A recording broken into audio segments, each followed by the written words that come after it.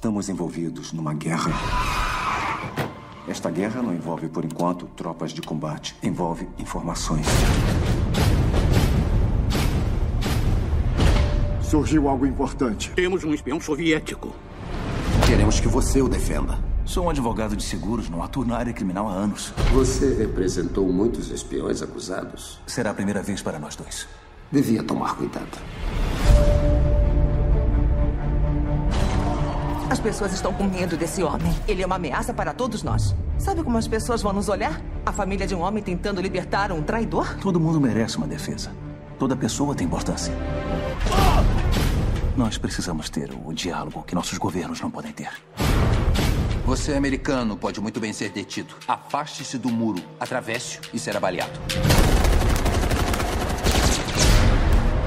Há muitas pessoas que querem que essa troca jamais seja feita. Não vamos deixá-lo aqui. As coisas começaram a desandar. Há um preço para essas coisas. Um preço para o seu país e para a sua família.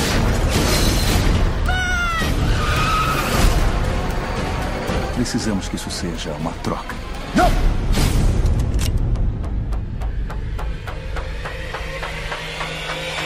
Ponte dos Espiões. Cinemação. O seu podcast sobre cinema. Acesse nosso site cinemação.com. Cinemação.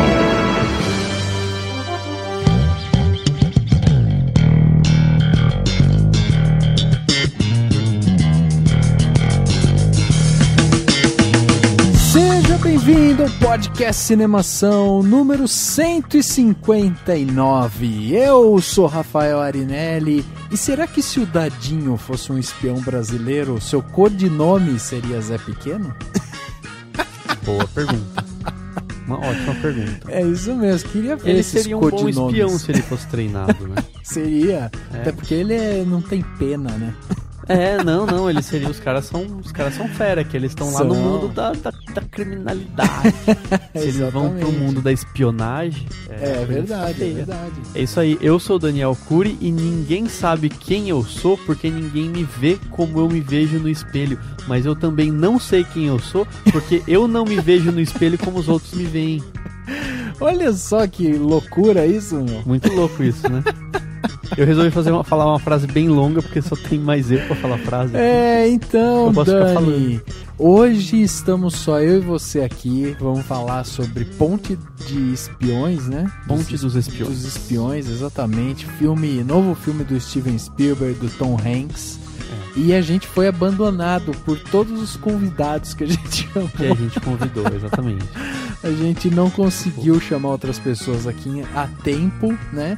E aí a gente vai ter que segurar essa bucha agora, sozinho. Sim. Até porque tem gente que não viu o filme, né? Sim, exato, é verdade. Né? Pô, filme do Steven Spielberg com Tom Hanks, tipo, tire sua carteirinha de cinéfilo. Não, brincadeira. Mas você sabe que tinha um grande risco, né? Porque eu, por exemplo, fui ver o filme e as salas estavam lotando pra Caçador de Bruxas lá. Não. Do Vin Diesel. O pessoal quer ver o Vin Diesel. Cara, incrível, a sala lotada do Vin Diesel e do Ponte dos Espiões meio vazia. Sim. Incrível. E é muito louco, porque o Steven Spielberg tem feito alguns filmes, vamos dizer assim, com menos apelo, né? Ele faz alguns de grande apelo, ultimamente ele tem feito alguns, ele sempre fez, na verdade, né? Alguns filmes com menos apelo. Só que ao mesmo tempo em que o Ponte dos Espiões tem menos apelo, pela temática, pelo tipo, ele é bem palatável, ele tem até algumas explicações, ele tenta simplificar, né? Como história. É meio do característica também do Steven Spielberg. O próprio Steven Spielberg, né? O cara sabe atingir grande público mesmo quando ele não quer atingir um grande público. Exato. Então nesse formato diferente aqui, né? No 159, onde só tá eu e o Dani, mande seu comentário também pra eu dizer, né? Se você acha bacana, se não acha. É sempre bom a gente ter esse feedback. E lembre-se, a partir do momento que a gente começar a falar sobre o filme, depois do Repercussão, a gente vai falar sobre o filme, vai dar spoilers, vai conversar sobre Guerra Fria, sobre Steven Spielberg, sobre Tom Hanks, sobre a narrativa do filme, roteiro, personagens, tudo. Vamos falar tudo aqui, eu e o Dani dessa vez, sozinhos. Sim, no podcast 159. Um podcast de duas pessoas, porque afinal de contas são os dois espiões que estão sendo trocados, né? Exatamente. São dois, tem que ser dois. É a dualidade. O Rafa é o capitalismo, eu sou a União Soviética. O Rafa é os Estados Unidos, eu sou a União Soviética. Olha aí. Muito bem, vamos conversar então sobre Ponte dos Espiões logo depois do quadro Repercussão. Agora no Cinemação. Eu começo então. Repercussão. E eu me surpreendi com o filme. Repercutindo o que rolou durante a semana. Repercussão.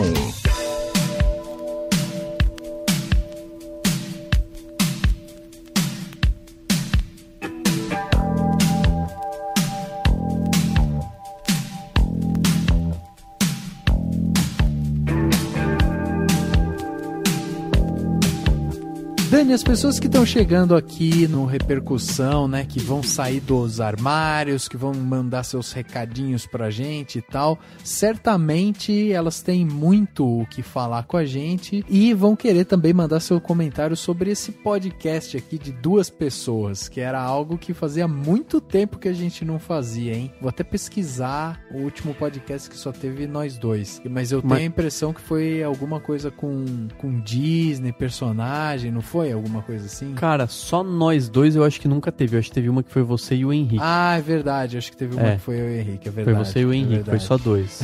Então tá. Dani, como que essas pessoas fazem então pra mandar os seus recados, suas mensagens e tal aqui pro Cinemação e falar o que elas estão achando do podcast 159 e falar se elas já foram espiões? Olha aí. Se vocês já espionaram alguém. Vocês já espionaram. Se vocês já colocaram um papel dentro de uma moedinha. Olha aí. O que é bizarro. É só mandar um e-mail para contato@cinemação.com. Se você preferir, entra lá no facebook.com/cinemação e manda sua mensagem ou seu comentário pra gente. No Twitter é o @cinemação. Acompanha a gente lá pra ficar sabendo de todas as novidades. Lá no Instagram a gente tá no @cinemação também. Bastante foto, bastante coisa bacana. A gente tá na Web Rádio Vagalume também, toda sexta-feira às 22 horas, com reprises aos domingos ao meio-dia. Então, se você quiser ouvir a gente na Web Rádio Vagalume, você vai para webradiovagalume.com e acompanha a gente por lá. E claro, não deixe de acessar o cinemação.com, com notícia, novidade, trailer, coisa pra caçamba pra você ler, artigo, um monte de coisa legal. E se você tá ouvindo a gente pelo SoundCloud ou pelo iTunes, não esquece de clicar na notinha do iTunes lá em algumas estrelinhas ou no like, no coraçãozinho do player do SoundCloud, pra gente ficar mais feliz ainda e ser apresentado para novas pessoas. Se você quer se tornar um patrão do Cinemação, é muito simples. Vai lá em patreon.com/cinemação e faça sua contribuição mensal com o nosso site, o cinemação.com. Aqui você vai poder ajudar a gente fazendo doações mensais e essa verba que a gente vai recebendo das doações, a gente vai juntando para melhorar o nosso site, melhorar o conteúdo, melhorar o site, melhorar várias coisas aqui dentro. Então, se você gosta do Cinemação, você quer ajudar a gente a crescer, a desenvolver mais essa cultura em volta, né, do cinema, do entretenimento e tal, tá aí uma oportunidade para você ajudar a gente. Fazendo essa doação, você vai ajudar a gente a comprar novos equipamentos, fazer entrevistas exclusivas em festivais, ajudar a gente realmente a trazer todo um conteúdo próprio do Cinemação. E uma das pessoas que a gente tem que agradecer é o Diego Lima, que faz a sua doação mensal de $5 aqui pra gente, o que ajuda muito a gente, porque já ajuda a pagar SoundCloud, ajuda a gente a pagar domínio, né, de hospedagem. Sim, tem gastos. E claro, pra gente poder melhorar sempre tem algum gasto, então você vai contribuir muito pra gente, se você puder, nem que seja só $1 por mês, já é muito legal, a gente valoriza muito todo mundo que pode ser o nosso patrão, todo mundo que quiser. Exatamente. Então vai lá em patreon.com/cinemação ou clica no banner que vai estar aqui no post desse podcast e ajuda a gente, faça sua doação, seja um patrão do Cinemação. Dani, chegando aqui na parte onde as pessoas saíram do armário, né? Vieram aqui mandar seus comentários pra gente, colocar suas opiniões bem firmes, fortes e muito precisas. Nós temos aqui 2 comentários muito bacanas, né? Quem que você trouxe aí pra ler hoje pra gente, hein, Dani? Eu tenho aqui o comentário da Jujuba. Jujuba, olha aí. Muito legal. A gente não tem acesso, né? Não sabe se é o nome dela, mas ela sabe que é uma mulher, obviamente. Provavelmente. Às vezes é um menino, não tem problema. Pode não, a gente viu pela foto. Pela foto é uma menina. Pela fotinha do Discuss. Eu não vi a foto. Porque eu sou um reckless. Mas a gente sabe que é uma menina, mas não sabe se é Juliana, se é Júlia, ou se nem isso, né? Às vezes o nome dela é Patrícia e ou o nome dela às vezes é Jujuba. Pode ser também. Vai saber.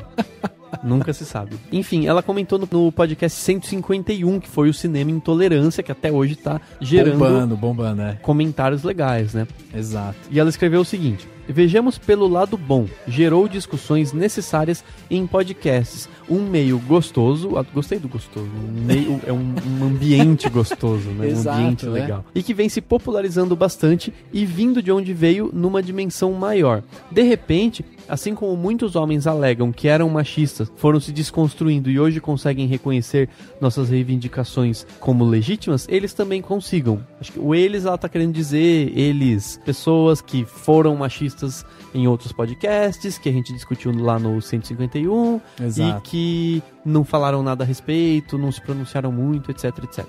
Né? E ela continua: posso estar errada, mas consideraria um erro discutir tal assunto sem a presença de uma mulher. Daí, vocês me trazem a Angélica. Como não gostar desse podcast? Olha aí. A Angélica é foda, né? É. Não, realmente, assim, eu acho que a gente aqui no Cinemação sempre tá tentando trazer mulheres pra falar sobre todos os assuntos, não só sobre feminismo ou intolerância ou o que quer que seja. A gente tenta sempre, né? Às vezes não consegue, etc. Mas, realmente, eu acho muito difícil falar principalmente quando o assunto é feminismo, não dá pra ficar um monte de homem falando sobre feminismo. Não, pelo não menos dá, uma mulher tem que ter, e elas têm que ter voz, principalmente, né? Cara, tem coisas que a gente nunca vai saber. Por mais que a gente converse, que a gente discuta o que a pessoa sente na pele ali, né? O que ela vive no dia a dia. Tipo, só ela passa, só ela pode narrar isso. Então não adianta. Por mais que a gente ficasse discutindo, precisa de um depoimento de uma mulher e tal pra colocar realmente aquilo que elas sentem, né? Sim.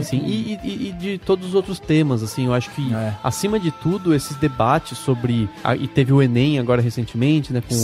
Sobre a violência contra a mulher, a persistência da violência contra a mulher. Acho que todos esses debates, até racismo e intolerância de forma geral, a palavra-chave é o empoderamento. É quando você dá voz a quem sofre determinada violência ou preconceito, é que você tá quebrando isso, né? Exato, e aquela coisa, exato. Nós somos um podcast de cinema também, a gente infelizmente não tem como, né, ficar falando desses temas o tempo inteiro, mas eu acho que toda vez que você for discutir esse assunto, o ideal é tentar discutir com quem sabe do assunto, quem precisa ser empoderado, quem vivencia, que precisa ser empoderado, né? Exato. E daí, só pra finalizar, a Jujuba escreveu assim: supimpa não deixarem tal oportunidade passar em branco. Achei bem legal isso, então brigadão, fantástico. Jujuba, comente mais vezes, por favor. Exato, lembrando que esse foi o podcast 151, né, onde a gente conversou aí sobre cinema, sobre intolerância, né, no mundo dos podcasts, sobre intolerância dentro do cinema também. A gente falou um pouco sobre tudo, tivemos aí a presença da Angélica, né, lá do Masmorra Cast, né? E foi muito bacana esse papo, ainda repercute até hoje, então é muito bacana que você vá, que você participe, que você continue escutando e mandando pra gente o seu comentário. E não à toa, temos aqui também o comentário da Carolina Bonturi, que é aí mais uma menina. Então temos comentários femininos aqui, né? Essas meninas que saíram dos armários que vieram comentar. A Carolina, inclusive, né, vale dizer, ela estudou comigo e eu não sabia que ela ouvia o podcast. Olha aí. Não sabia, ela nunca tinha me falado. Ela fez pós Porque comigo. você não divulga, Daniel. Você não divulga podcast. Eu Você tem divulgo. vergonha aqui do Cinemação. Não, eu divulgo, eu só não fico... Não adianta compartilhar, ninguém curte minhas coisas no Facebook, pra que eu vou compartilhar? Eu só tweeto, no Twitter é mais legal. Mas entendi. enfim, eu não sabia que ela ouvia com tanto afinco, ela conheceu mesmo realmente, se eu não, pelo que eu me lembro, eu falei dele lá na época que a gente fazia aula juntos, mas eu não sabia que ela estava ouvindo até hoje, então vamos ler. Não, muito bacana o fato dela vir e escrever, né? Porque é isso que a gente quer também, que a pessoa que até os nossos conhecidos saiam dos armários conhecidos. Exatamente. E assim, se não quer mandar um e-mail detalhado, comenta lá no Twitter, no Facebook, só dá um oi, fala assim, tô ouvindo, mó legal, qualquer coisa. Exatamente, tem várias maneiras, a gente já passou aqui todas as nossas redes sociais, não se perca por elas, no cinemação.com você tem lá também a listinha de todas as redes sociais, vai em alguma e manda seu comentário aqui pra gente. E a Carolina falou o seguinte aqui pra gente, né? Oi meninos do Cinemação, faz tempo que venho acompanhando os podcasts de vocês, olha aí Dani, já faz tempo então. Faz tempo, muito bom. Mas hoje resolvi comentar porque achei o último muito legal. Aliás, né, ela deixou esse comentário, foi no podcast 157, dia do podcast, onde a gente realmente saiu, né, do nosso eixo de cinema, apesar da gente ter falado de podcast de cinema, de ter falado sobre o podcast dentro do mundo do cinema também, mas saiu um pouco do comum. E ela gostou muito desse programa, e dela continuou, né? Adorei as dicas que vocês deram e todo o discurso pessoal e metalinguístico sobre fazer podcast. É verdade, né? Porque a gente estava dentro do podcast falando de podcast. Comecei esse ano a ouvir podcasts e estou sempre acompanhando as atualizações de vocês. Gostaria de perguntar se no processo de preparação para gravar o podcast, vocês costumam ler sobre os filmes antes ou depois de assisti-los. E aí, Dani? Depois de assisti-los, geralmente, né? Depois que você assiste, depois de assistir, eu vou lá e vou pesquisar mais, tanto determinados posicionamentos que eu não pensei quando eu vi, então de repente uma crítica de outras pessoas, outras críticas, né, que veem coisas que eu não vi, e coisas, óbvio, né, a produção, detalhes. Geralmente eu não fico vendo, assim, quem vai ser o diretor de fotografia do filme que eu vou ver. Sim, eu primeiro vejo o filme, né? Mas eu confesso que às vezes eu acabo lendo alguma crítica, alguma coisinha, ou começo de algum texto antes de ver o filme. Às vezes eu não resisto. Eu não. Quando a gente vai gravar sobre o podcast, eu geralmente vou assistir o filme. Geralmente eu assisto o trailer antes. Não tenho muito essa coisa de não vou ver o trailer, não quero ver o que vai acontecer, não sei o que e tal. Não, eu assisto o trailer, mas é só também. Eu não fico lendo sobre o filme. Inclusive, mesmo depois, porque às vezes o Dani assiste o filme antes de mim, e aí sai uma crítica lá do Dani. Eu não leio a crítica do Dani, geralmente, não leio a crítica de ninguém, e quando a gente vai gravar, eu nem tô sabendo, eu tô sabendo assim, qual que é a nota que a pessoa deu na crítica, mas eu não sei os pontos que o Dani escreveu na crítica, o que é bom, porque daí quando a gente tá gravando, torna o assunto mais espontâneo também, né? Sim, é verdade. Então, tipo, ajuda bastante nisso. E eu tenho essa coisa de eu não gosto de ler crítica antes de ver o filme, porque eu não gosto de ser influenciado, eu gosto de chegar lá e ter a minha opinião mesmo sobre o filme. E aí depois eu vou ler críticas, vou ver notícias e tal, tudo sobre o filme pra construir a nossa opinião, né? A gente não quer simplesmente vir gravar o podcast e falar, é bom, ok. Tipo, pronto, acabou, né? A gente quer, tipo, dar justificar cada ponto que a gente pensa ali. E falar de temas mais abrangentes, né? Exato. Vocês vão ver isso hoje, porque só tô eu e o Daniel aqui, então a gente teve que estudar. Soltar o verbo aqui. Exatamente. E ela continua, né? E também eu adorei as dicas que vocês deram sobre outros podcasts. Na minha lista de podcasts também está o Mamilos, que eu acho muito bom, o Cronocast, que conta um pouco da história do Brasil, e o GVCast, que conta histórias de pessoas que tiveram sucesso no mundo dos negócios, especialmente como empreendedor. O Cronocast eu não conheço, mas o Mamilos e o GVCast eu conheço. O GVCast é do Flávio Augusto, que foi CEO lá da WhatsApp e tal, e o podcast dele basicamente é um podcast de entrevista com empreendedores diretores que deram certo, né, de sucesso e tal. E é muito bacana o trabalho que o Flávio faz de estimular as pessoas a correrem atrás do empreendedorismo. E ele tem toda uma cabeça diferente para isso e tal. Então vale a pena mesmo, é uma ótima dica que a Carolina tá dando aqui pra gente. E aí ela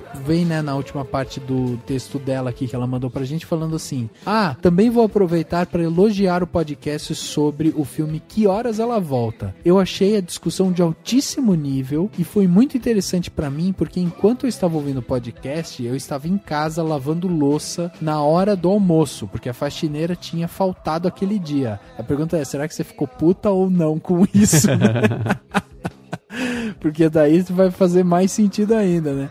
Ela falou, então todos os comentários que vocês fizeram aquele dia me fizeram pensar bastante e me deixaram até um pouco atordoada. Parabéns e abraços a todos. Olha aí, Dani. Muito legal, muito legal. Muito bacana o comentário aí da Carolina. Fica essa dúvida, né? Você estava puta lá? Tipo, ela tava revoltada, aquela faxineira que não veio. Que sacana, escutou o podcast. Pô, não, também não é assim. Né? Tipo, ela deve ter precisado faltar, sei lá. Exato. Mas eu acho que isso é muito legal mesmo, como a gente pode, não só podcasts, mas obviamente tudo que a gente lê e consome, adaptar para nossa realidade, principalmente no momento que o podcast permite isso, né? Exatamente naquele momento ela estava fazendo uma atividade que fez ela pensar. Isso eu acho muito legal. Claro que não dá pra você assistir o podcast, ouvir o podcast enquanto assiste um filme. Mas é meio que mais ou menos isso, sabe? Assim. Vamos ver se alguém vai mandar depois no próximo, daqui a uma semana, falando assim: nossa, inclusive eu estava ouvindo sobre Ponte dos Espiões enquanto eu espionava a Coreia do Norte. Isso seria fantástico. Muito legal.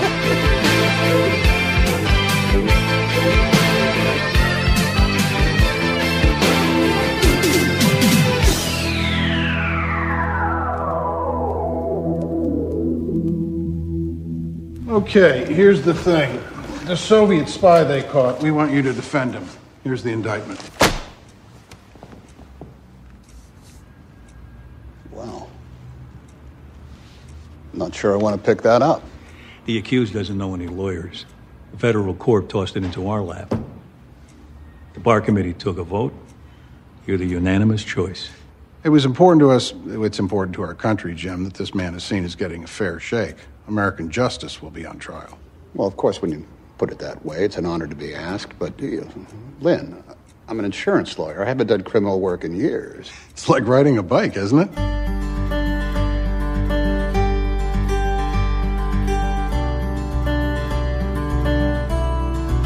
Chegava aos cinemas no dia 22 de outubro de 2015 um novo filme do Steven Spielberg e do Tom Hanks, a parceria de sucesso que voltou às salas de cinema com Ponte dos Espiões. Aliás, essa parceria entre os dois é uma das parcerias aí de longa data, né, que começou lá com o Resgate do Soldado Ryan, veio para Band of Brothers, em que eles trabalharam juntos ali, o Steven Spielberg dirigindo e produzindo e o Tom Hanks produzindo, né, o seriado. Aí eles continuaram com Prenda-me se for capaz, O Terminal e agora chegaram em Ponte dos Espiões. O Steven Spielberg que é o principal diretor aí que o Tom Hanks trabalhou junto com o Ron Howard, né? Que o Ron Howard tem tantos filmes lá da série do Anjos e Demônios e tal, né? Sim, mas tem o Robert Zemeckis, não sei se quantos foram, mas foram vários. O Tom Hanks e o Zemeckis também são grandes parceiros, né? Exato. Enfim, mas é aquela coisa, né? O Zemeckis, eu tenho a lista aqui. O Zemeckis, ele fez 3 filmes com o Zemeckis só. Foi Forrest Gump, Náufrago e Expresso Polar. Porra! Tá bom, né? Não, tá tipo, bom. Filmes muito bons, mas, assim, não perde pro Steven Spielberg, né? O Steven Spielberg ainda tá assim é o 1, 2, top 3, 1. 4, é o 6º considerando a série, né? Sim, tipo, exato. Se a gente colocar a série Band of Brothers, isso mesmo. Exato. E, aliás, se você quiser saber mais sobre Steven Spielberg, aqui no podcast Cinemação a gente teve um programa que a gente fez inteiro falando sobre Steven Spielberg, que é o podcast Cinemação 35, é o podcast onde a gente destrinchou a vida do Steven Spielberg, falamos sobre vida pessoal, profissional dele e tal. E a gente fez a mesma coisa com o Tom Hanks, que foi no podcast Cinemação 133. Tom Hanks, a gente também fez o mesmo trabalho. A gente falou sobre vida pessoal, vida profissional, falamos sobre os filmes que ele fez e tal. Então tá aí a dica de 2 podcasts nossos que você pode escutar para saber mais sobre diretor e ator do filme. Inclusive eu vou ouvir o 35 porque eu não lembro dele. Já faz bastante muito tempo. Mais de 100, né? Exato, mais de 100. Foram praticamente 100 entre o Steven Spielberg e o Tom Hanks. Exato. Entre os podcasts. Muita coisa que a gente já mudou. Tá no 159, então... Não, mudou. Muita coisa mudou. E Ponte de Espiões é esse filme que chegou agora em outubro de 2015 e ele veio contando a história aí que é do James Donovan, que é o personagem vivido pelo Tom Hanks. Ele é um advogado, o filme se passa ali em meados, né, da Guerra... Quer dizer, já tá acontecendo, né, a Guerra Fria. Tá no meio da Guerra Fria, exato, né? Justamente no período da construção do Muro de Berlim, né? Exatamente. E aí, com o clima tenso, tanto os Estados Unidos quanto a União Soviética estão em busca de espiões que podem estar ali dentro dos seus territórios. E aí, os americanos encontram o Rudolf Abel, que é vivido pelo Mark Rylance. E aí eles, resolvem capturar ele e prender. Só que pra deixar como uma imagem, assim, quase que de... somos uma nação que a gente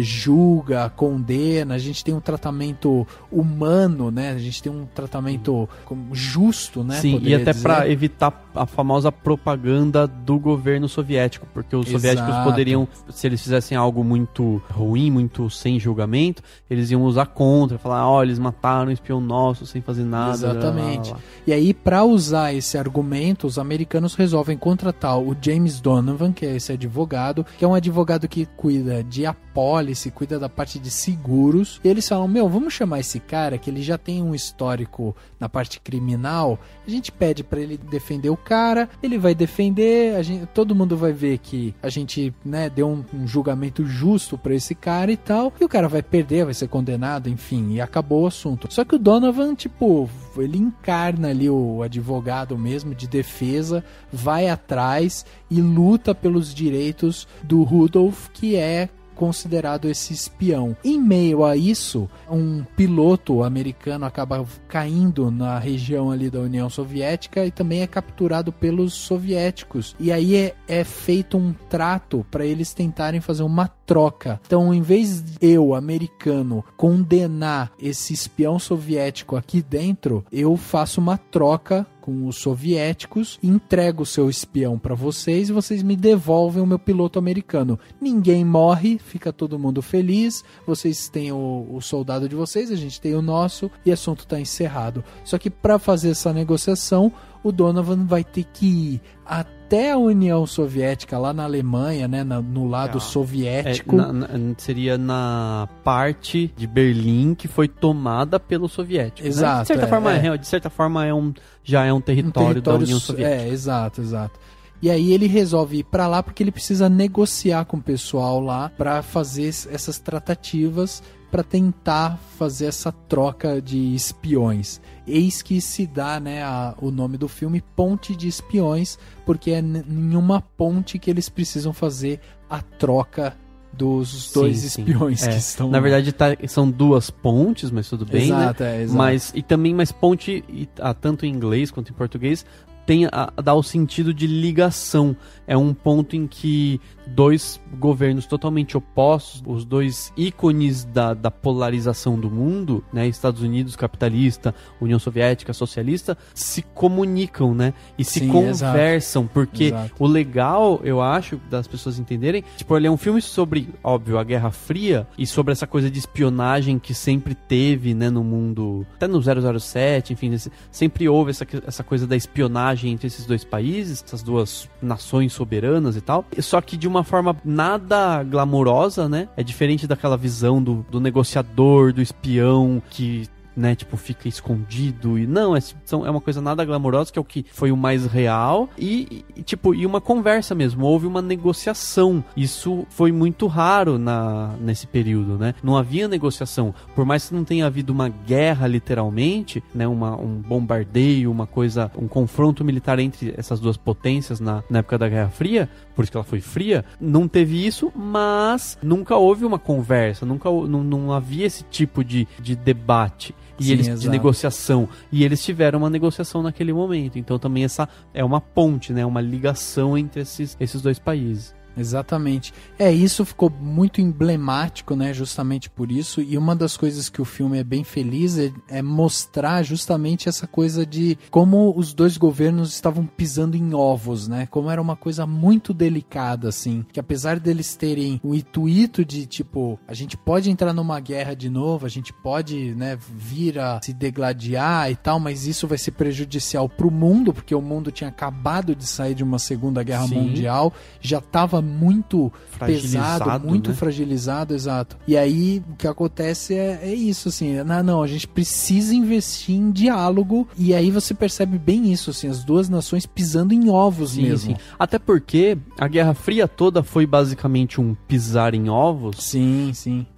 Principalmente por conta da explosão das bombas atômicas de Hiroshima e Nagasaki, né? Exatamente. Quando os Estados Unidos terminaram, entre muitas aspas, porque não foi simplesmente, destruímos Hiroshima e Nagasaki, acabou a guerra. Não foi bem isso, é muito mais complexo, mas basicamente simbolizou o fim da Segunda Guerra, né? Eles foram lá, bombardearam 2 cidades no Japão e destruíram completamente. Aí começou não só a corrida armamentista do tipo, 2 grandes potências que restaram, né, após a destruição da Segunda Guerra, 2 grandes potências, a União Soviética, a Rússia criando essa união de repúblicas socialistas, e Estados Unidos. Mas não só isso, também criou esse clima de, meu Deus, se esses 2 países que são potências militares trocarem bombas atômicas, bombas nucleares, o mundo vai acabar. Esse é um sentimento que as pessoas tinham, entendeu?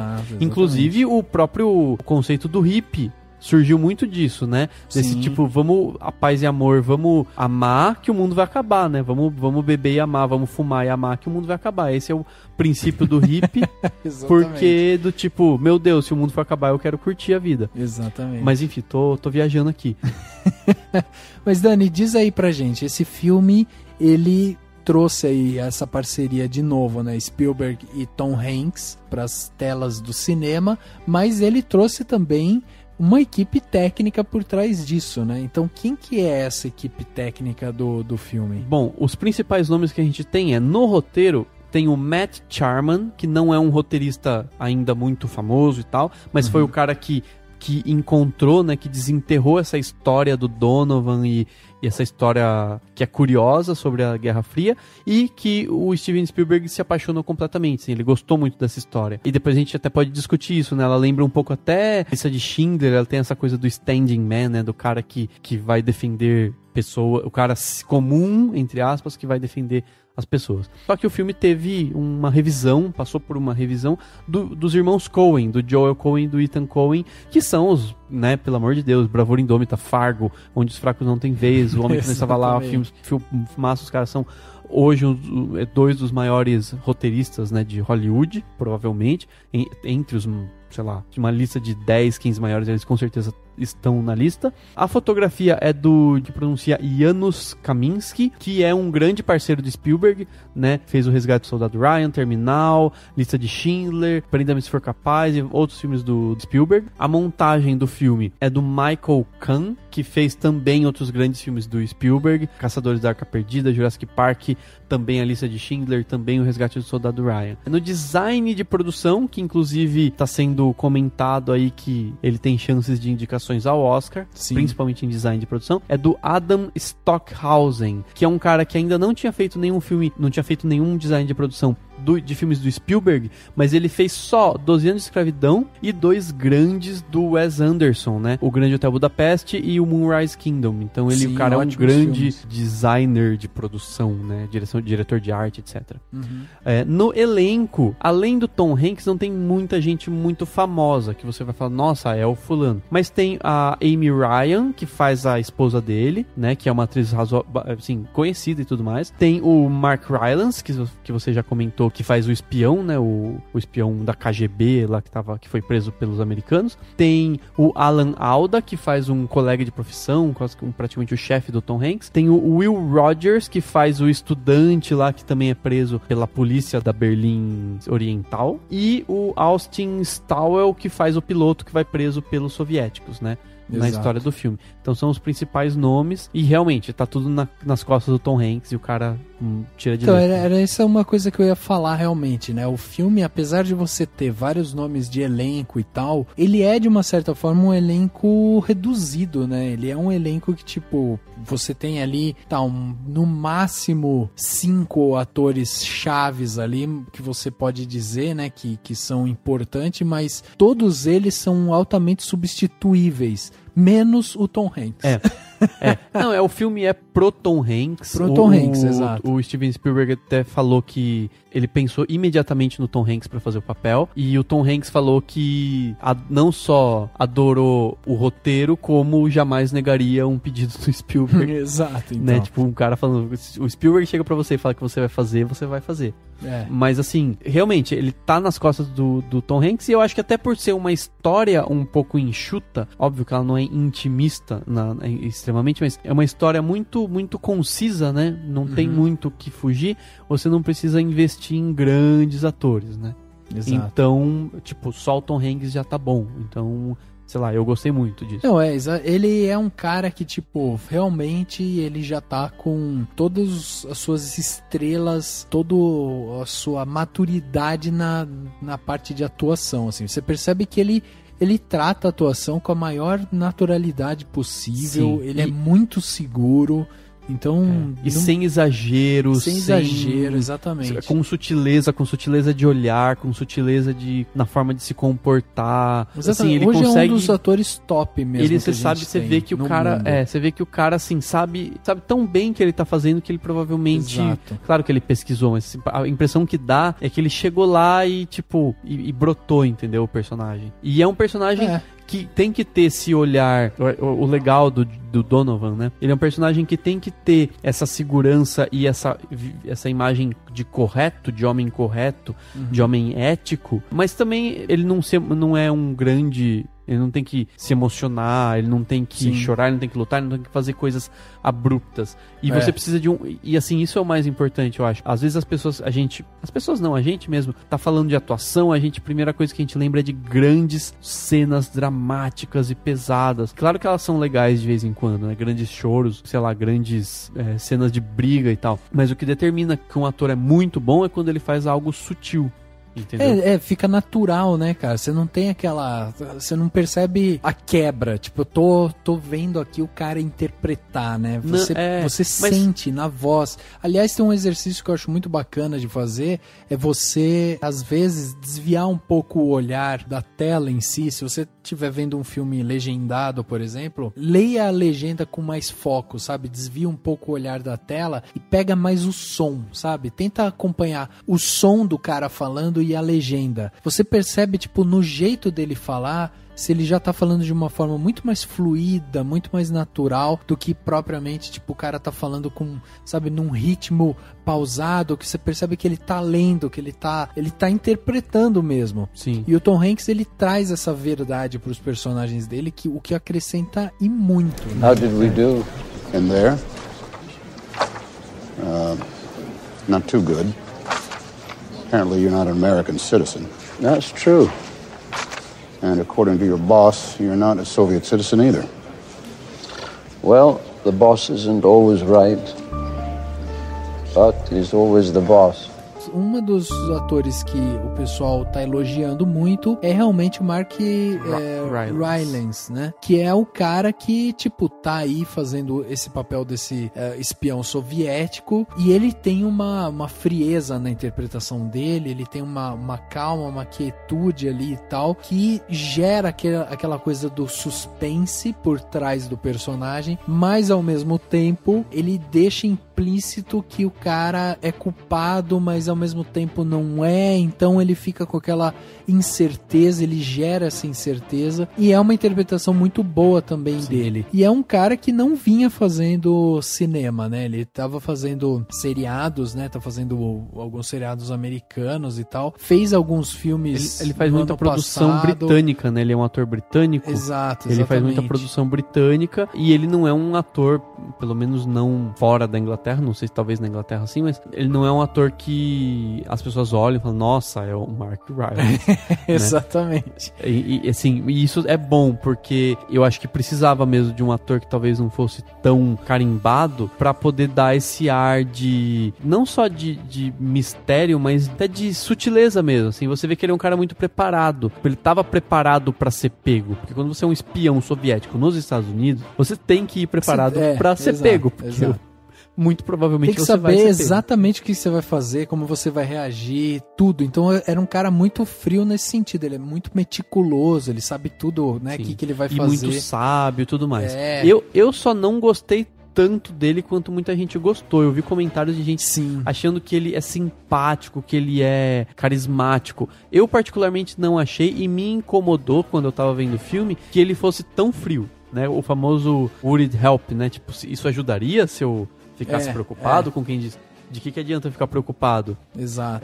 Mas me incomodou o fato justamente de ele parecer totalmente indiferente. Tipo, se ele fosse levado à morte, ele ia fazer porra nenhuma. Exato, Tudo bem que ele sabe da falta de poder, né? De que ele não tem poder nenhum naquela situação. É meio que como se ele tivesse se entregado e tal. Mas... sei lá, na hora, né, eu entendo isso, mas na hora me incomodou que ele... Não, o pessoal inclusive veio falar dele pra ser indicado a ator coadjuvante, assim, tipo, Não acho impossível, não, acho que pode ser, assim, porque realmente é muita sutileza, né? Mas, Dani, é muito pouco tempo de tela, né, que o cara tem. Não. Eu acho... Já teve atores coadjuvantes com 5 minutos de tela, assim. Eu acho que é um personagem... foram indicados que ganharam, entendeu? Eu acho um personagem ok, acho que ele conduziu bem o personagem e tal, mas eu acho pouco tempo de tela, e eu também não acho que, tipo, a interpretação dele é uma interpretação digna de, sabe, de um peso, assim. Sim. Eu acho que um dos atores que mais me chama atenção, que sempre me chamou a atenção na história do cinema por ter ganhado um Oscar de ator coadjuvante, foi o Robin Williams com Gênio Indomável, quando ele ganha o Oscar de ator coadjuvante. Ali você vê o que é um ator coadjuvante, o cara que dá o suporte, né, pro ator principal ali, o cara que, tipo, ele contracena com o ator principal de uma maneira que ele leva segurança pro ator principal, e a hora que ele aparece na cena, ele toma, ele é pesado, é um personagem pesado. Mas eu acho que o grande charme do Ponte dos Espiões, de uma forma geral, é a sutileza, né? Sim. Tudo é muito sutil.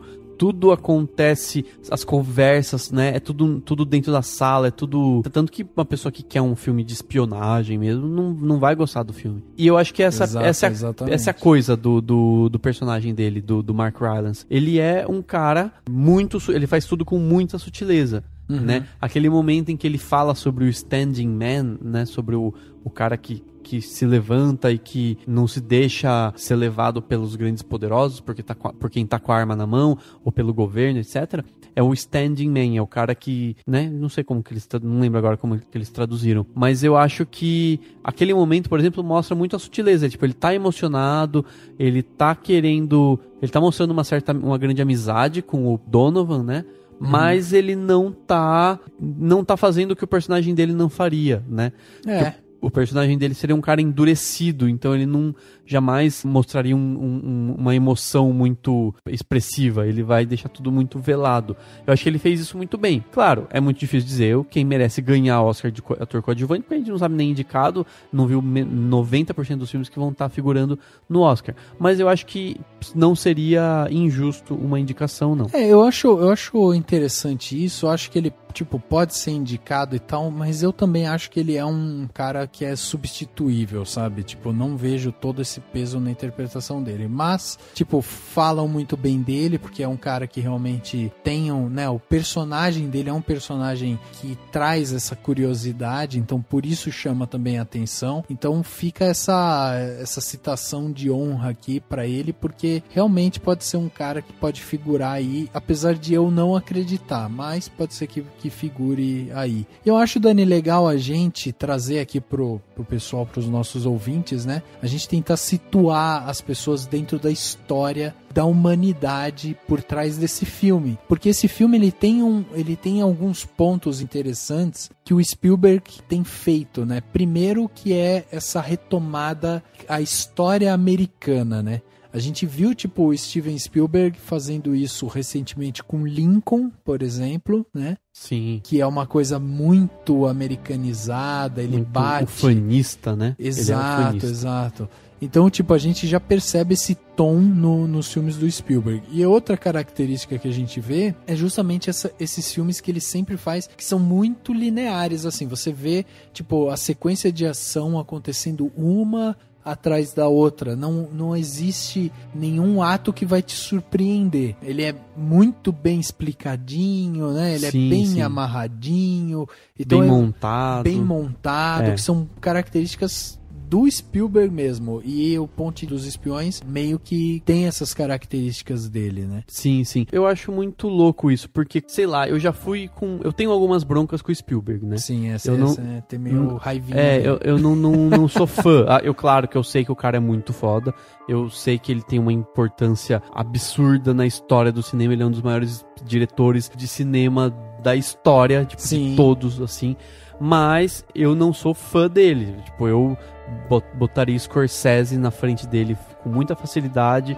Eu prefiro 1000 vezes muitos outros diretores. Até uns que talvez... 1000 vezes não digo, mas eu prefiro alguns até que muita gente não colocaria na frente do Spielberg. Mas enfim, não vem ao caso. O fato é que o Spielberg, ele em alguns momentos é muito ufanista, ou muito, e pior de tudo, muito exagerado.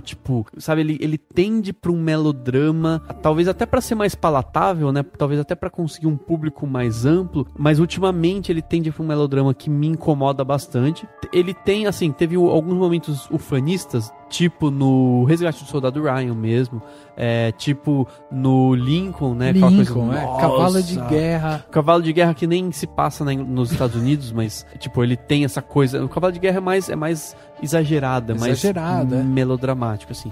Mas, assim, quando eu fui ver o Ponte dos Espiões, eu tava esperando por isso. Eu tava esperando por algo totalmente ufanista. E não foi tão ufanista. Só que como eu já estava esperando por isso, eu comecei a identificar alguns elementos que demonstram um pouco de ufanismo, que foram escolhas do Spielberg.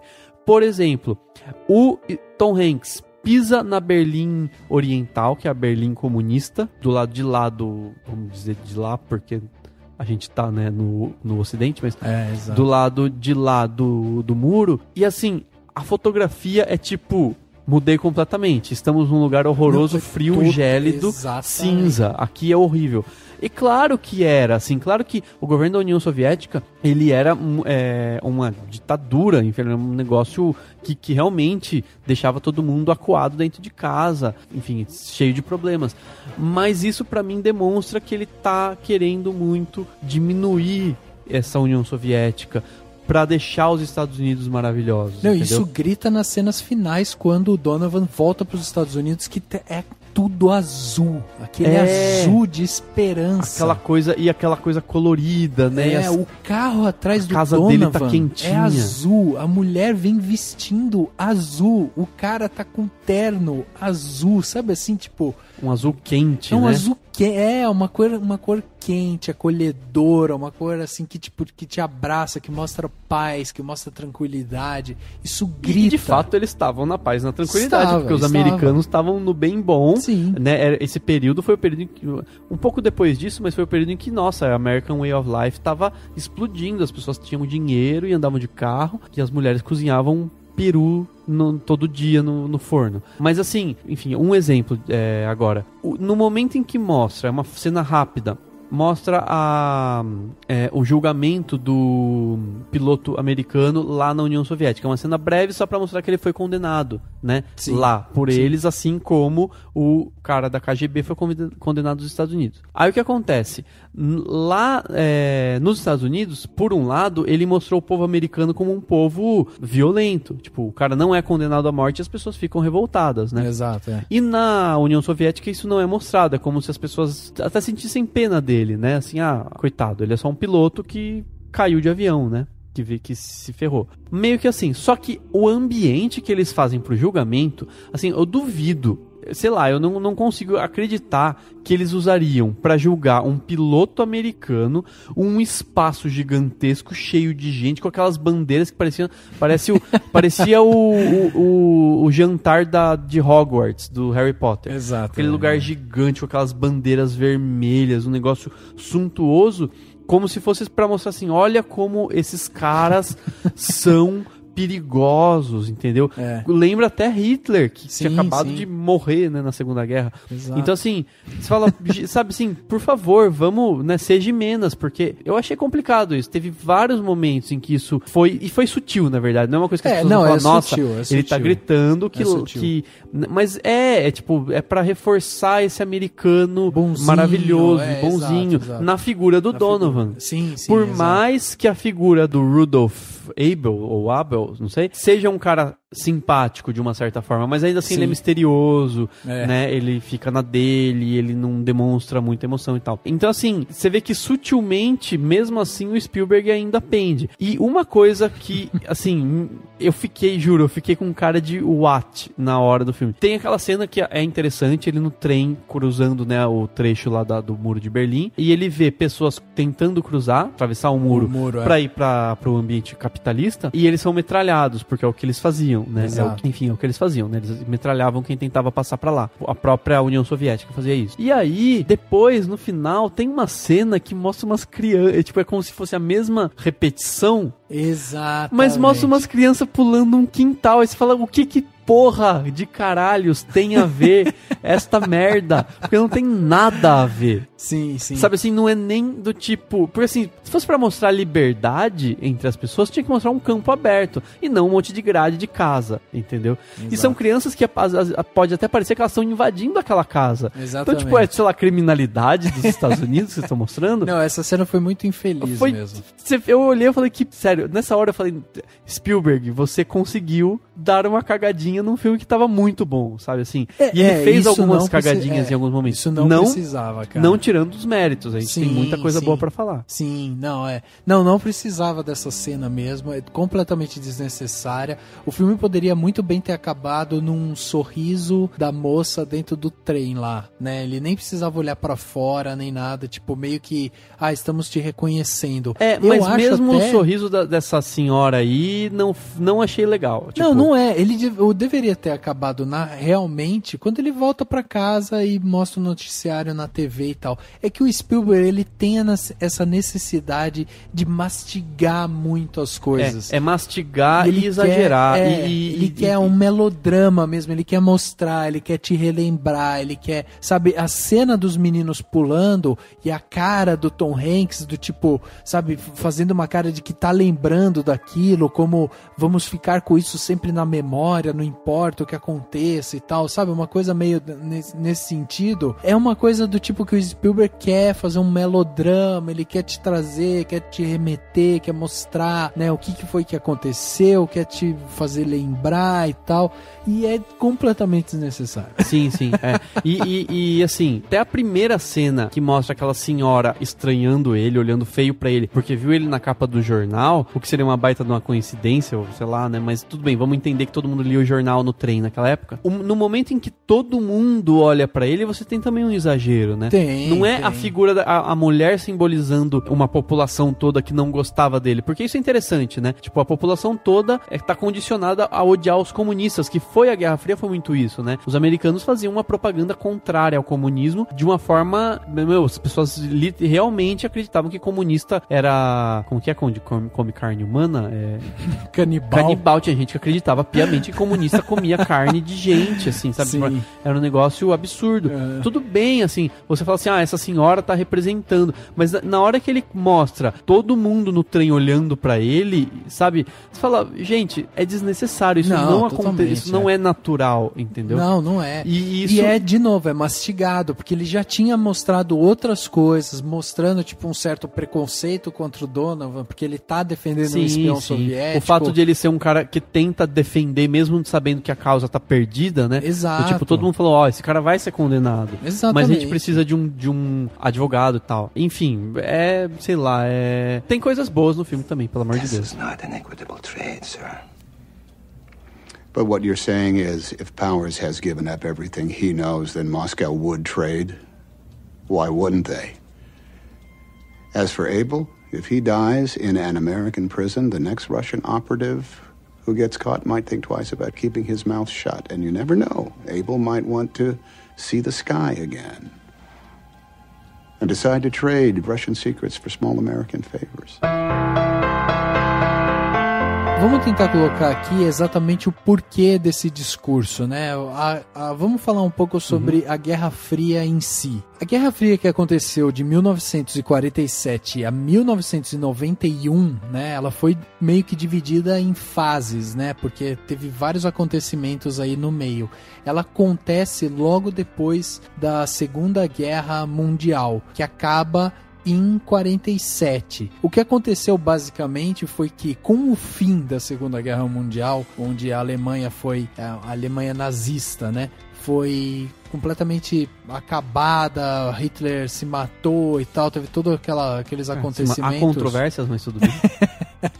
O que aconteceu foi que nessa época nós tínhamos basicamente dois polos no mundo, os Estados Unidos de um lado e a União Soviética do outro, que estavam, de uma certa forma, lutando meio que juntos ali e tal, com a questão da guerra contra o nazismo. Com essa polarização, né, que aconteceu dos Estados Unidos de um lado e a União Soviética do outro, começou uma guerra mesmo, uma briga entre eles, porque eles precisavam dividir o mundo, basicamente. Sim. Né?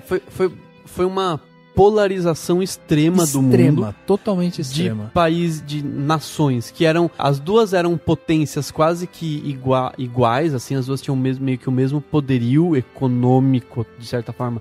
E principalmente verdade, militar. Os Estados Unidos, ele sempre teve um poder econômico muito maior do que os outros, né? Sim, Tanto que nessa época ele tinha um PIB mundial que representava, tipo, 2/3 das reservas no mundo. Tipo, ele o país estava completamente consagrado com a Segunda Guerra Mundial. Sim. Né? E aí o que aconteceu foi que eles representavam justamente a ideia do capitalismo e a União Soviética representava a ideia oposta, que era do socialismo. Sim. E aí o que houve teve esse racha entre eles, porque daí eles precisavam meio que reconstruir ali a Europa, os Estados Unidos querendo implementar, defender essa economia capitalista, argumentando que iria existir nessa representação da democracia, da liberdade e tal, e em contrapartida a União Soviética falava do socialismo, argumentando sobre defesa do proletariado, sobre a solução dos problemas sociais que tinham acontecido e tal. E aí começou a ter esse racha pós-guerra e eles começaram a reunir aliados, meio que para dividir. Sim, foram dividindo. Meio que, realmente, ou você era amigo de um ou você era amigo de outro. Exatamente. Ou você era aliado de um ou você era aliado de outro. Porque assim, eles tinham esse problema, eles tinham esse poder de poder fazer uma guerra nuclear. E isso seria um problema para o mundo inteiro. Então, para não chegar a essas vias, eles resolveram fazer uma guerra política mesmo. Eles começaram a ter uma briga pelo lado político. O que aconteceu foi que a gente tinha uma Europa Europa Ocidental, América Central e América do Sul sob a influência cultural, ideológica e econômica dos Estados Unidos. Claro, claro. Então você tinha esse lado do mundo com eles. A parte do leste asiático, a Ásia Central e o leste europeu já tinham uma influência soviética. Sim. Inclusive, o lado asiático a gente vê um pouco até hoje, né? Por conta da China, da né? China, né? E muito das próprias Coreias, né? Exato, que porque também. Basicamente, assim, nessa polarização ocorreram muitas guerras ao redor do mundo que basicamente eram reflexo da Guerra Fria. Então, a Guerra do Vietnã era basicamente comunistas de um lado, socialistas, comunistas, e eu gosto de sempre usar aspas porque, enfim, não era bem socialista, né? Era uma coisa meio maluca. E os capitalistas do lado dos americanos. Guerra do Vietnã, a Guerra das Coreias, que até hoje não acabou, teoricamente, né? Exatamente. Ela, teoricamente está em cessar-fogo até hoje. Teve outras guerras assim, e teve uma das coisas importantes que inclusive refletiu muito aqui no Brasil, foi o quê? No Brasil e nos países da América do Sul, foram as ditaduras. As ditaduras, exato. A ditadura militar, a ditadura do Pinochet, a do Perón, acho que foi do Perón, nem lembro. Essas ditaduras dos países da América do Sul, elas foram basicamente grandes esforços dos americanos, financeiros e ideológicos, para evitar o crescimento do comunismo, porque quando teve o golpe de 64 no Brasil, você basicamente fez o quê? Pensou em comunismo, você tá preso, você vai ser torturado. Exatamente. Pensou em, sabe, qualquer coisa que fuja do ideal americano, você vai morrer. O que justifica também o que a gente vê no filme, né, pelo lado lá da Alemanha Oriental, né, que era o lado soviético. Porque o que acontecia foi que com essa briga, com essa polarização do mundo, eles começaram a financiar essas mini-guerras civis que aconteciam pelo mundo para conseguir aliados. Então eles basicamente financiavam ou com poder de arma de fogo, ou infraestrutura, ou transporte. Eles davam algum jeito de ajudar essas guerras que aconteciam pelo mundo para ir acolhendo aliados, né? Sim. E aí teve o grande marco que foi em Berlim, quando eles chegaram em um momento, depois da guerra da derrota alemã, né, na Segunda Guerra, eles precisavam reestruturar a Alemanha. E aí eles meio que dividiram em partes iguais, né, a gestão da Alemanha. Sim. Que era muito bizarro, é muito bizarro. Se você parar pra pensar, é muito bizarro você pegar um país, dividir ele em 4 e falar assim, essa parte vai ser chefiada pelos Estados Unidos, essa parte vai ser chefiada pela França, essa parte vai ser chefiada pelo Reino Unido e essa parte vai ser chefiada pela União Soviética. Sim. Então era muito assim, bizarro isso. A nação, aí chegava em Berlim, eles ainda dividiram a capital no meio, só que a capital estava toda de um lado.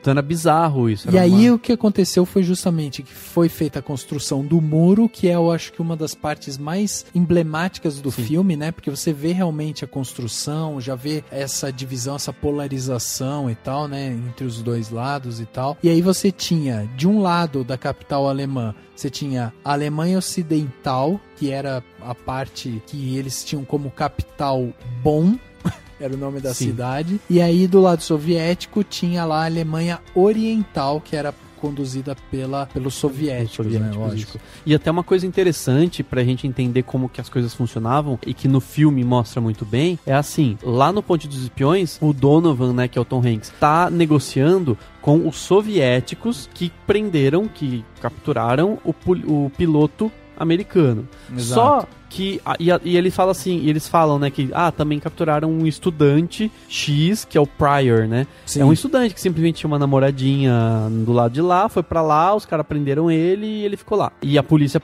pegou esse cara, porque afinal de contas ele é americano. Só que foi assim, a polícia de Berlim e não soviéticos. Exato. Então, tem num determinado momento, o Donovan tá negociando com dois grupos. Os soviéticos, que é por aquele personagem até meio... Eu achei até ele meio curioso, mas ele de certa forma representa algo bom dos soviéticos. Ele é um cara que tá tentando resolver um problema. Exato, né? Entre os dois países. Eles até falam, né? Precisa ter a conversa que os nossos governos não vão ter. KGB, que é um cara meio estranho, e depois tem o chefe da polícia de Berlim, da Berlim Oriental, que tá com o Pryor. Então ele tá negociando com essas duas partes que não necessariamente se conversavam. Não se conversavam. Tipo, não quero saber dos soviéticos aqui, eu sou da polícia. Não quero, a polícia tá com esse cara, eu só tô com o seu piloto. Então, e até eu falei que justificava um pouco, porque você consegue entender a motivação da Alemanha Oriental, que era também chamada de República Democrática Alemã, porque o Tom Hanks até brinca, né? O Donovan brinca com os nomes quando ele vai na Alemanha Oriental, porque eles davam esses nomes. Então, o lado americano chamava República Federativa da Alemanha, e o lado soviético chamava República Democrática Alemã. Tipo, eram nomes. Aí depois que se deu Alemanha Ocidental e Alemanha Oriental. Esse é um termo, né, que a gente usa para facilitar, na verdade. Exato. Né? E aí, então, o que justifica um pouco o lado oriental da Alemanha é que quando eles fazem o muro porque eles querem justamente separar, eles querem prender o povo que estava do lado oriental para eles não irem pro lado ocidental, que era a ideia da nossa ditadura militar, por exemplo. Se você suasse, ou se você tivesse qualquer traço de você ser socialista, você era preso, sumiam com você e tal, quer dizer, você não podia, você não tinha esse direito de ser socialista. E o que acontecia é que do lado socialista acontecia a mesma coisa, só que pensando nas questões do capitalismo. Então, se você estava ali no lado da Alemanha Oriental, eles construíram um muro, vamos separar aqui, que desse lado fica quem é socialista, fica do outro lado quem é capitalista, e quem está aqui do lado socialista, você não vai embora. Sim. Você vai ficar aqui. E você vai ter que aceitar isso daqui. Sim, até porque, como eu falei, era uma ditadura muito violenta. Muito violenta, tanto que tinha essa coisa do fuzilamento, né? Tudo isso que fazia parte ainda dessa guerra. Quer dizer, você tem então um cenário na Guerra Fria, que é um cenário completamente caótico, principalmente lá na Alemanha, né? Um cenário completamente destrutivo, com um país completamente dividido e com várias castas ali no meio e tal, que elas brigavam por um poder interno. Tinha essa briga macro entre a União Soviética e os Estados Unidos. Sim. E no meio disso você colocou esse advogado, o Donovan, que ele não poderia de alguma forma representar os americanos, porque ele teria que negociar com os soviéticos, né? Sim. E os Estados Unidos não queriam mostrar que eles eram, entre aspas, frágeis para negociar com os soviéticos, porque eles não queriam reconhecer o poderio soviético como república, né? Como um estado, um estado soberano, né? Exatamente. Eles não reconheciam essa Berlim Oriental, essa Alemanha soviética como um estado soberano. E ao fazer isso, eles reconheceriam. Então, é todo um jogo, né? Exato, não, era um todo jogo mundo político. Tentando, um jogo político de todo mundo tentando ter um retorno. Até a questão eles colocam isso muito em debate, né? O quanto o cara falou, o espião falou pra justiça do país inimigo, de um lado ou de outro. Então, ao mesmo tempo em que os soviéticos estão morrendo de medo de que o Abel tenha falado alguma coisa, né? Do tipo, ter contado algum detalhe sobre a espionagem ou falado alguma coisa sobre algum segredo do país, os americanos também estão morrendo de medo que o piloto fale alguma coisa. E nenhum dos dois fala, né? E ao mesmo tempo em que nenhum dos dois fala, ninguém sabe exatamente o que está acontecendo. E os dois governos dos dois países querem de volta essas suas figuras. Muito mais como uma questão de orgulho do que realmente de valorizar aquela pessoa. Tipo, no fundo, eu acho que a União Soviética não estava muito preocupada que se o espião veria a família dele de novo. Exato. O governo americano não tava, a CIA, você acha que a CIA tava preocupada se o piloto ia rever, né? Eles queriam porque é uma figura que tem informações, né, e que não pode dar, eles precisam reaver, e também tem a questão de simbologia. Tanto que o estudante, o cara da CIA, fala desde o começo, se não conseguir, dê prioridade pro Powers, que é o piloto. Exato. E esquece desse estudante. Como o Donovan é o cara correto e ético, humanitário, ele vai fazer de tudo para resgatar os dois. E ele faz de tudo.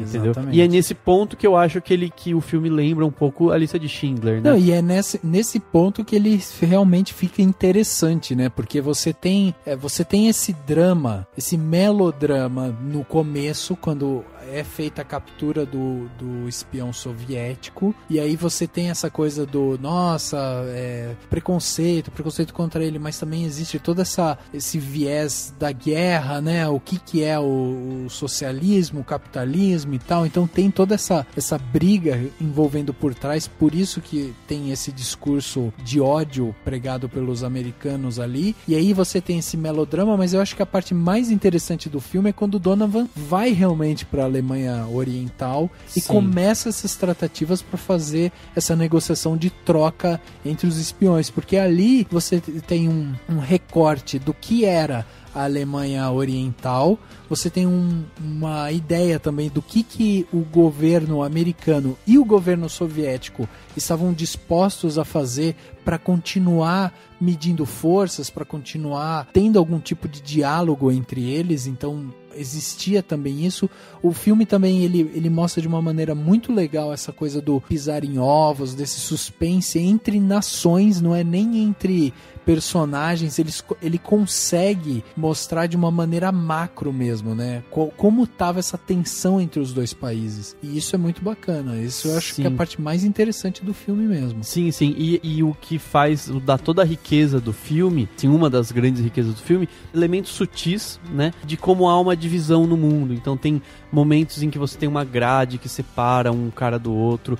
Você tem a própria a mise-en-scène do Tom Hanks e do Mark Rylance, né? Assim, eles como figuras meio que opostas, meio que de mundos diferentes, mas que estão se encontrando. Tem um momento que eu achei muito legal, que é já no final, quando o Donovan encontra o piloto, que na verdade eles não tinham nenhuma relação de proximidade, eles nem se conheciam, e o piloto quer agradecer pra alguém, não sabe pra quem agradecer, não sabe nem que era pra ele agradecer pro próprio Donovan que tá do lado dele. Exato. E eles são vistos um do lado do outro com uma espécie de uma faixa, algo que cai do avião, né, avião militar, separando os dois, como quem dissesse, eles não são amigos. O Tom Hanks não é amigo desse cara, que nem ele foi amigo do espião russo, entendeu? Então eu acho que são sutilezas que mostram, e que tem a ver com a frase que eu falei no começo do podcast, que mostram assim, que a forma como você vê o outro, e aí esse outro pode ser uma outra pessoa ou outro país, não é necessariamente a forma como ele se vê, e que no fim nenhuma delas representa muito a realidade. Exato. Né? E a primeira cena do filme é basicamente esse espião fazendo um autorretrato e olhando no espelho. Então você tem, ele tá de costas, você vê o autorretrato dele e o espelho. O espelho nunca é a pessoa, porque ele é você invertido. Exato. O autorretrato é a leitura que ele tá fazendo dele mesmo. E só depois você vai ver ele real, né? E é meio que isso, assim, é esse jogo do que é o real e do que é a visão, de como os Estados Unidos criaram uma visão pesada da União Soviética, que talvez não fosse absolutamente a real, entendeu? E o oposto também. E daí quando o Tom Hanks vai lá e conversa com aquele cara que é um representante do governo soviético, esse representante está tentando fazer uma conversa o mais amigável possível. Ele não é um cara do mal, como filmes americanos de 30 anos atrás não hesitariam em mostrar, então o cara, nossa, ele é... Não, ele é um cara que tá tentando ter uma conversa, por mais que ele não seja nenhum amiguinho. Então, assim, é esse jogo de quem as pessoas realmente são, né? De que, como os americanos, que sempre se pintaram como os defensores do mundo, tem um cara que fala assim, como que vocês não vão enforcar esse espião? Ele tem que morrer. Exato. Né? Que essa visão fascista. In the measured judgment of this court, the following sentence, based upon the jury's verdict of guilty as to each count of the indictment, is believed to meet the test which has been stated. Pursuant to the verdict of guilty as to all counts, the defendant is committed to the custody of the Attorney General of the United States for imprisonment in a federal institution to be selected by him for a period of 30 years. Marshals, you may take the defendant into custody. No electrocution? No. Why aren't we hanging him? In the name of God, why aren't we hanging him? Sit down. He's a spy! He's killing us with his lies! In the name of God, why aren't we hanging him? That's right.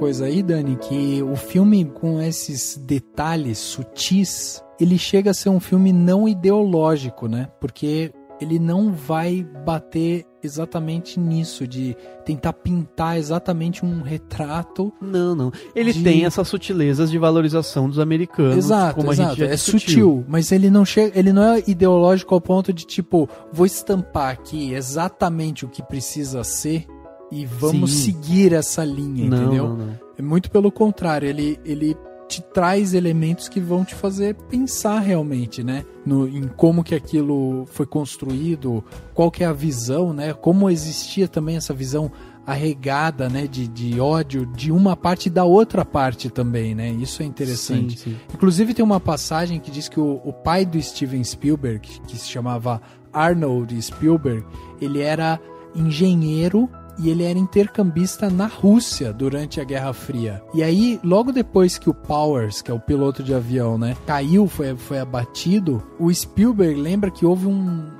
tremendo momento de hostilidade entre as duas nações, ali nessa briga entre eles, e que os cidadãos russos faziam fila para observar quem que era o Powers. E aí eles diziam assim, olha o que a América faz, sabe? Olha o que a América fez. Tipo, porque o cara tava sobrevoando o continente, a Europa, com aquele avião que pra meio que espionar eles. Sim, também ali, fotografando, né? Umas câmeras gigantescas, fotografando o solo russo, tava realmente identificando coisas, né, espionando. E aí, quando acontecia o inverso, né, quer dizer, quando você tinha ali engenheiros americanos, então quando eles observavam o Powers lá na Rússia, os americanos aqui apontavam lá pros russos, pros soviéticos e tal, e falavam assim, olha o que esse país está fazendo com a gente, abatendo avião americano, derrubando avião americano. Então, tipo, você tinha dois lados completamente opostos mesmo e com visões completamente distintas e que tinham esse ódio, essa raiva entre os dois países.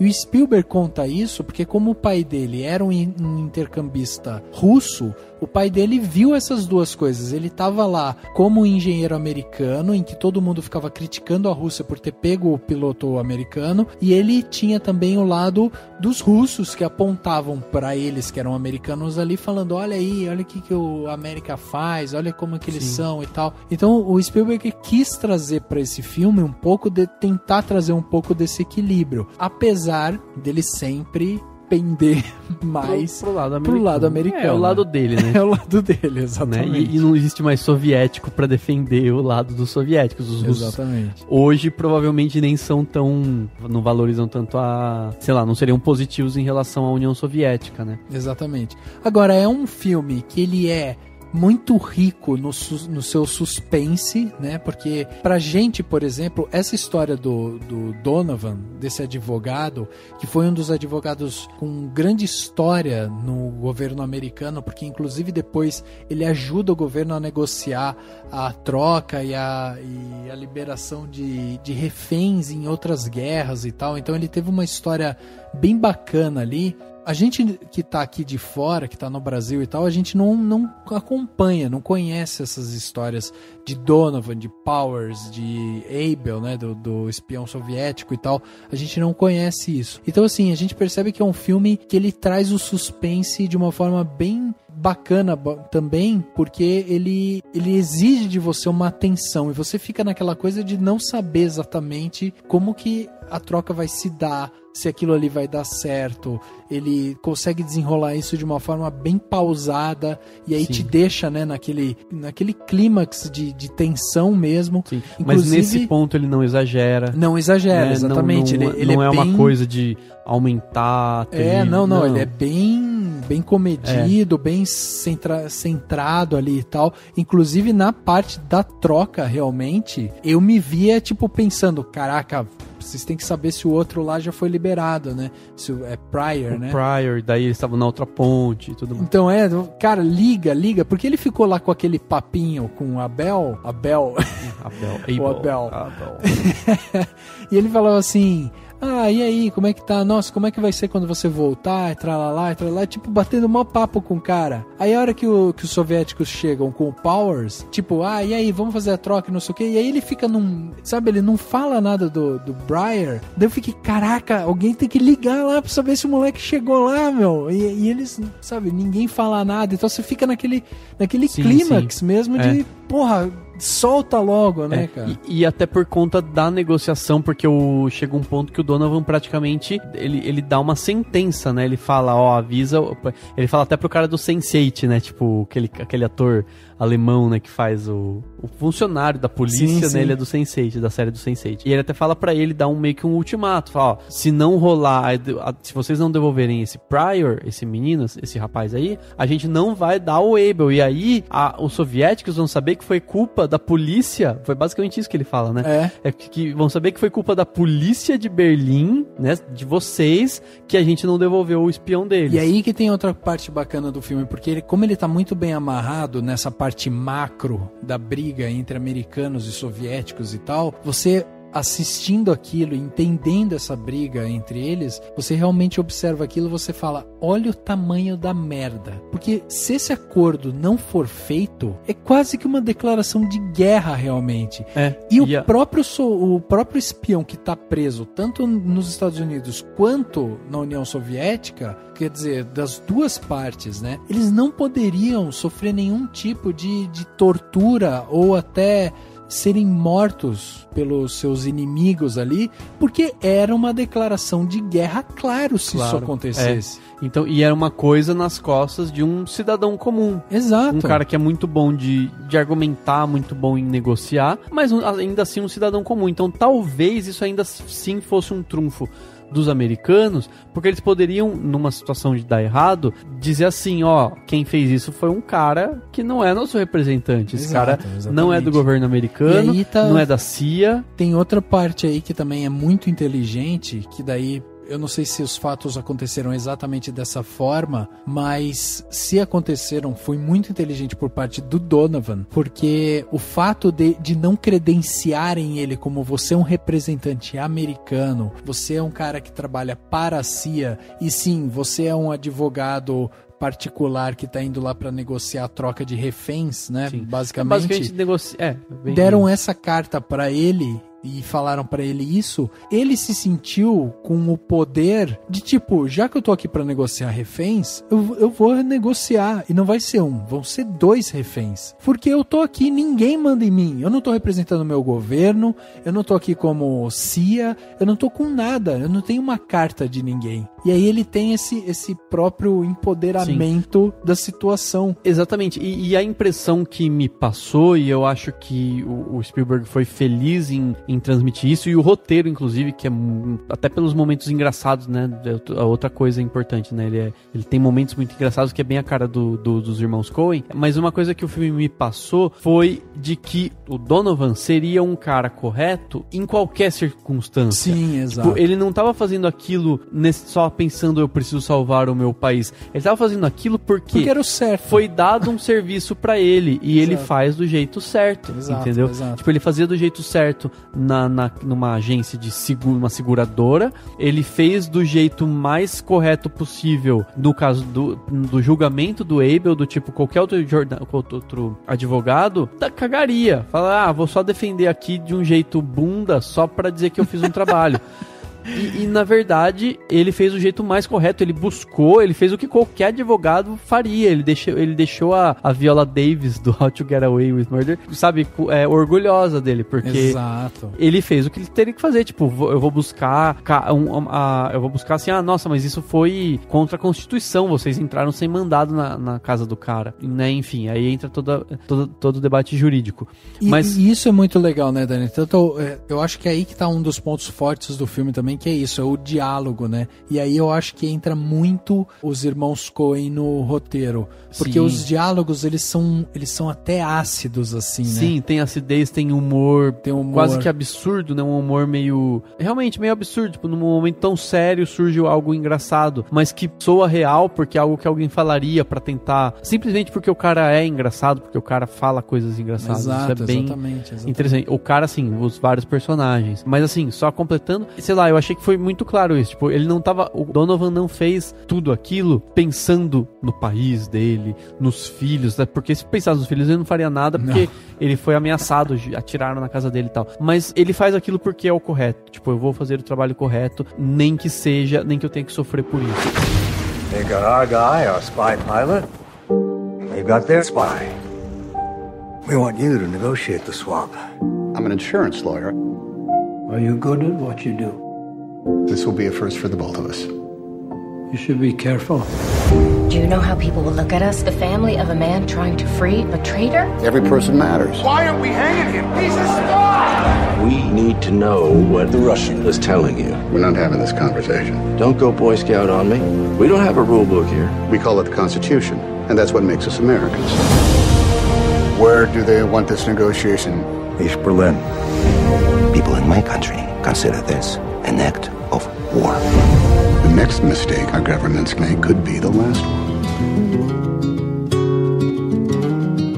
Crítica americana que gostou do filme, tipo, achou o filme bacana, acha que é um reconhecimento pela história do Donovan dentro do governo americano, né, como um negociador, mas existem alguns críticos americanos que ainda falam que, apesar de ser um filme muito bacana, porque mostra realmente esse lado de um advogado que prezava muito pela justiça, independente da sua bandeira, da cor, do credo, da raça, da etnia, de qualquer coisa, ele era um advogado que prezava pela justiça em si. E aí alguns críticos americanos falam disso, assim, que faltou um pouco mais de homenagem, que fica aquém o retrato de quem era o Donovan, da história do Donovan, sabe? E aí eles falam que, tipo, focou muito na história da troca entre os espiões, e aí não mostrou muito do que é realmente o Donovan, do que o Donovan era capaz de fazer, ou desse grande homem que ele se tornou. Eu acho que, tipo, ok isso, mas é uma visão também muito apaixonada, né, dos americanos por esse símbolo, porque o Donovan, ele acabou entrando na história por ser esse advogado que ajudava a libertar esses inocentes, sabe, fazia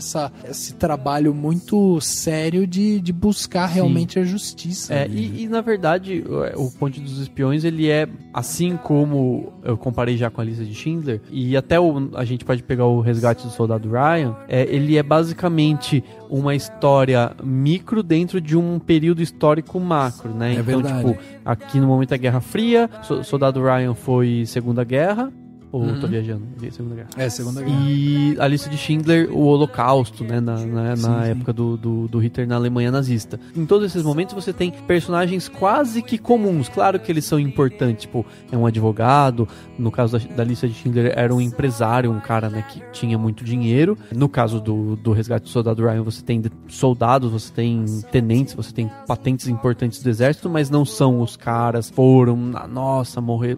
Não, são histórias quase que simplificadas para mostrar coragem, para mostrar ética, para mostrar gente correta fazendo algo, sabe, assim, por uma pessoa, por um ser humano, que é uma forma de você trazer a humanidade mesmo, no caso do Lista de Schindler, por muitos seres humanos, mas assim, é uma forma de você buscar uma pontinha de humanidade dentro de um ambiente que foi marcado ou por desumanidades ou por coisas ruins em geral, entendeu? Exatamente. E como ele se propõe a isso, e aí você vê toda essa sequência de autoria do Spielberg, né, de filmes que se conversam, eu pelo menos consigo entender o porquê que ele não vai abranger toda a história do Donovan, porque é só aquele ponto, é o que ele se propõe, entendeu? Exato. E aí cabe a cada um pesquisar mais sobre a vida dele, etc.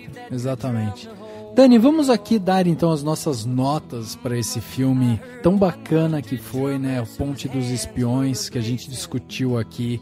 Trouxemos vários pontos e eu gostaria de saber de você, qual que é a nota de 0 a 5 estrelas, claquetes e tal, que você vai dar para Ponte dos Espiões? Eu vou manter a da minha crítica. Sim. Que foi quebrada de novo. Porque realmente eu achei que não precisava de 4, porque eu tenho bronca com o Spielberg e essas dramaticidades.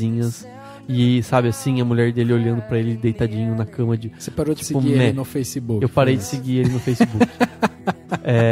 Mas eu continuo no Twitter porque eu preciso saber das novidades, né? Sim, por isso, enfim, por alguns outros pontos, mas sabendo da importância do filme, sabendo da forma como ele passeia, eu acho muito legal a fluidez do filme, né? Ele quase que caminha, você nem percebe que tem corte, é tipo, tô mostrando tudo o que está acontecendo e a câmera tá flutuando, e é muito isso o Spielberg é gênio em fazer. Então, sabendo de tudo isso, eu achei que 4 talvez seria bastante, 3 seria pouco, então fiquei no 3,5. Então são 3,5 de nota pro Ponte dos Espiões. Se alguém vier reclamar, eu só digo uma coisa: essas notas são só uma forma de resumir tudo muito dentro da proposta do filme. Então não me venha pegar um filme que eu dei 4 e outro que eu dei 3 e falar como você dá 3,5 pro filme do Spielberg, blá blá blá. Não, é 3,5 e pronto, acabou. Muito bem, Dani, tá aí. Então você com sua rixa com o Steven Spielberg, né? Vamos torcer para que essa amizade um dia volte como era antigamente. É só ele me fazer uma proposta de trabalho aí pra... né? Você é igual o Tom Hanks, tipo, um convite do Steven Spielberg é irrecusável. É irrecusável. Não, realmente, jamais negaria. Sim, eu falo isso brincando, mas só pra, sei lá, quem ama o Spielberg, só para as pessoas entenderem. Sim, eu simplesmente não sou um fanático pelo Spielberg. Sim. Mas eu tenho consciência. Eu tenho consciência da importância dele e tem filmes dele que eu acho sensacionais. Exato. Tipo Tubarão, que pelo amor de Deus. Coisas assim. ET, Tubarão, enfim. É um cara que realmente marcou o cinema. A gente pode falar um pouco mais, eu não lembro se na época, porque afinal de contas era o podcast 33. Então eu não lembro 35. Se na época, 35. Eu não sei se na época você, né, já tinha essa rixa com ele ou se aumentou com o tempo. Vale a pena ir lá escutar o podcast até eu preciso 35. escutar. Mas, assim, eu vou dar aqui minha nota para Ponte dos Espiões. A minha nota vai ser 4 e eu só tô tirando um ponto porque eu acho que faltou um pouco mais explorarem o lado dos espiões em si, assim, tipo, eu queria ver um pouco mais do sofrimento deles, ou mesmo do Powers, assim, que eu acho que eles tentaram mostrar, mas foi muito rápido, faltou um pouco de profundidade nisso, e o lado do espião soviético me incomodou um pouco o personagem, assim, é um dos personagens que não me empolgou, eu acho ele altamente substituível, essa coisa dele ser meio indiferente e tal, sabe? Ok, mas eu acho que qualquer ator conseguiria ter aquele nível de interpretação. Eu tenho essa sensação. Agora, me falta um pouco disso, assim, nessa parte. E eu vou tirar também meio ponto aí, né? Do final, cara. Não gostei do final. O filme, ele é interessante, ele tem toda essa parte que a gente falou, essa construção, ele mostra o lado macro, ele tem essa característica, mas o final, o Spielberg realmente desliza, assim, completamente desnecessário. O filme poderia ter acabado muito bem com o cara deitado na cama cansado e pronto, tava ótimo, sabe? E, putz, toda aquela mastigação que ele faz é meio sacal aquilo mesmo. Então, se eu somar aqui a minha nota do Dani, 3,5 e 4, nós temos aqui a nota do Cinemação, que é 3,75. Tá bom. Tá bom, é um filme bom. É um filme muito bom, inclusive deve ser melhor do que Caçador de Bruxa, né? Então, porra, gente, vamos no cinema assistir Spielberg, Tom Hanks e tal. Cara, Tom Hanks, tipo... as pessoas querem ver o Vin Diesel explodindo coisas. Pois é. É uma pena, porque o filme ele não tá tendo uma bilheteria muito legal no cinema brasileiro, mas é um filme muito interessante que retrata uma época importante da história da humanidade, né? Essa parte da Guerra Fria é muito interessante e ele vem com esse viés mais político mesmo, o que torna ele muito interessante. Então vai no cinema mais próximo e assista Ponte dos Espiões.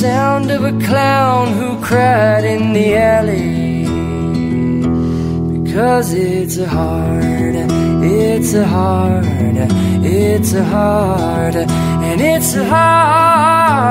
of rains are gonna fall. Jour 1, amour numéro 1, c'est l'amour suprême. Dis-moi que tu m'aimes.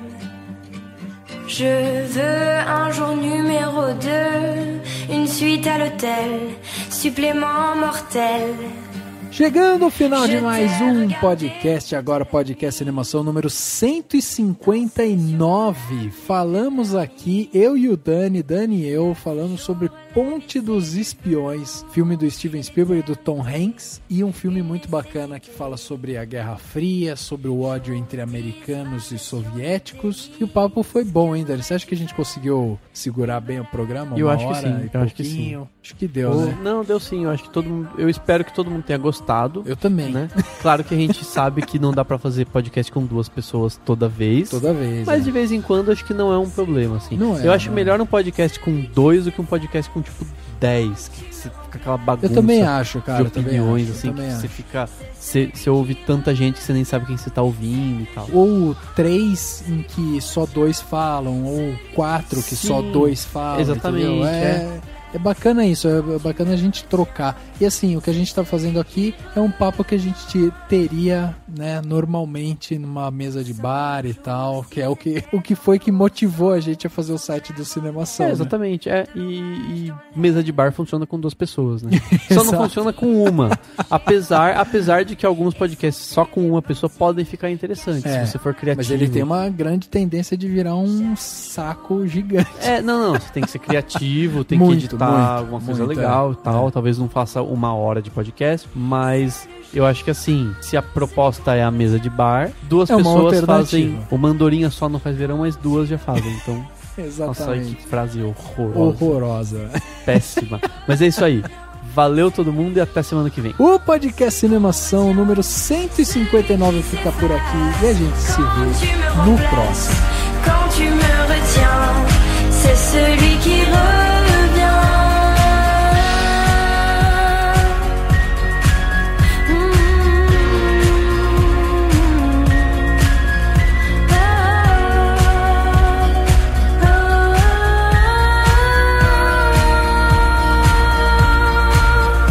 C'est le jour 1, celui qu'on retient, celui qui s'efface quand tu me remplaces, quand tu me retiens, c'est celui qui revient. C'est le jour 1, celui qu'on retient, celui qui s'efface quand tu me remplaces, quand tu me retiens, c'est celui qui revient. C'est le jour 1, celui qu'on retient, celui qui s'efface quand tu me remplaces, quand tu me retiens, c'est celui qui revient.